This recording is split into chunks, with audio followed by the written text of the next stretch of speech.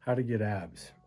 Okay, so get this question a lot, both in person and online. Um, the number one thing for showing your abs, because everybody has abdominals, right? We all have abs underneath our body fat, is being in a calorie deficit, right? So you're burning more calories each day than you're consuming. That's the number one thing. You're never going to get any more visibility on your abdominals if you don't lose the body fat covering them. And to lose the body fat covering them, you got to be in a calorie deficit. So that's number one. Number two, I think you can train abs. I think that comes second after the diet. But you can train abs to kind of help shape them and stuff. Be cautious when you train abs, though. They don't need a lot of weight to stimulate them. So, I'd say 90% of the ab exercises I do are just my body weight. And for me personally, and for a lot of people, the lower abs are kind of the trouble area, and generally the weaker area than the upper abs. So I try to do a lot of exercises where I'm lifting my legs up towards my body, so lifting the legs up towards my chest as opposed to the traditional crunch, right? I think, there's a place for crunches. I think they can be hard on the spine. You need to be careful with, the way your spine is moving and the placement of your spine when you're doing ab exercises, which is why I like reverse crunches where you're laying down flat and lifting your legs up, towards the ceiling and towards your chest, crunching that way. Or the hanging leg raises that you see. You can start out with the assisted one, lift your legs up, and then work your way to like just free hanging, like on a pull-up bar. Those are great. Those can help shape your abdominals. But, get some blood flow in there, maybe tighten things up a little bit, add a little more shape and some little size to your abs. You don't want to have huge bulky abs unless that's what you're going for. We're all about aesthetics here, so we try to keep the waist small, abs tight. I'm not trying to get like a huge blocky stomach, right? I want to come down with a tight waist. So diet number one for me personally, I do just like an ab day, right? So like on like a day that I'm feeling tired from lower body and upper body, I'll do like just go into the gym and do abdominals, right? It'll be a quicker workout. I normally throw forearms and calves in on that day as well, so I can kind of break up my ab exercises. But that's the way that I train abs, right? So like once a week. And then maybe when I'm trying to like cut weight and I'm in a calorie deficit, I will throw abs in, a little more frequently than that. When I'm trying to gain weight, I already like the way my abdominals look. I'm not really trying to put much more size on the abdominals, right? So it's minimal training when I'm trying to gain weight. I still train them. I don't neglect them, but I try to do it less than when I'm cutting weight. Another tip is just hydration, right? So staying hydrated will help move things along, will help speed up the body fat losing process, will assist in the calorie deficit and the training of the abs.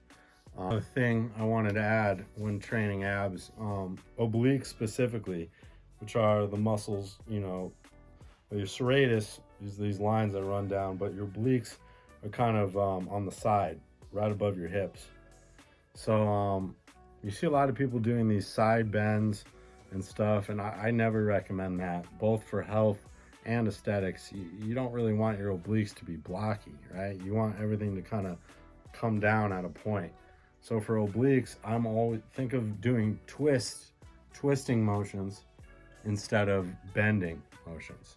So, I never grab a dumbbell and am bending to the side to train my obliques. There will always be a twist if I'm training them. The old school guys, they would just sit on like a ball or a bench and just, have a pole or something behind their backs and just be twisting, right?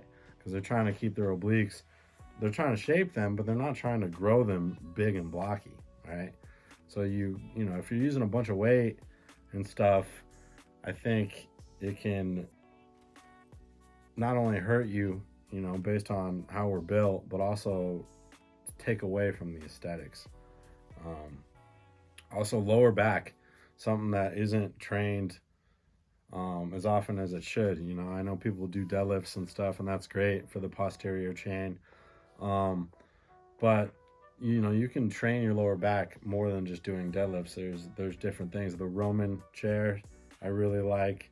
Um, you know, where you're sitting down and your legs are planted under something, and you bend down and you get up. And you know, even with those, I'm not using any body weight. I'm really going down slow, right? Super slow tempo, focusing on the contraction, that mind body connection we always talk about on this channel, and then coming up slow, squeezing at the top, you know, doing that 15 20 times. You know, that would be one set.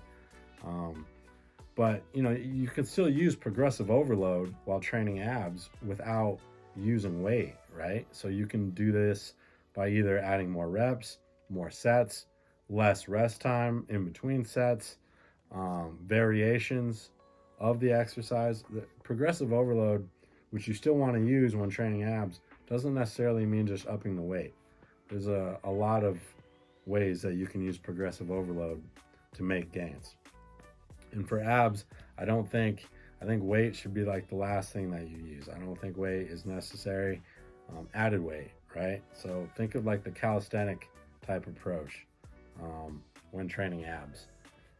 If I do, because I mentioned earlier in the video that, you know, there's like 10% that I will use weight, it's generally just like the weighted crunches. And I don't like these on the machine. I'll just grab a rope and just, you know, crunch down. And more, the weight is not to like provide resistance like a regular lifting exercise. It's more just so I can feel the abs crunching down. I'm not trying to go heavier and heavier, you know, with the weight, you know, until it gets obviously super easy. But yeah, keep the weight training, like in terms of adding weight to your ab exercises, at a minimal, um, and really focusing on, you know, just the calisthenic work, the breathing work, the contraction work. A lot of people, when they're training abs, it's they're training their hip flexors, right? Because that's stronger for most people. So that wants to take over and do the work. And so the trick really is to take the contraction away from the hip flexors and on to the abdominals that you're trying to target. And you will notice, you know, crazy soreness and burns from doing it that way, right? So yeah,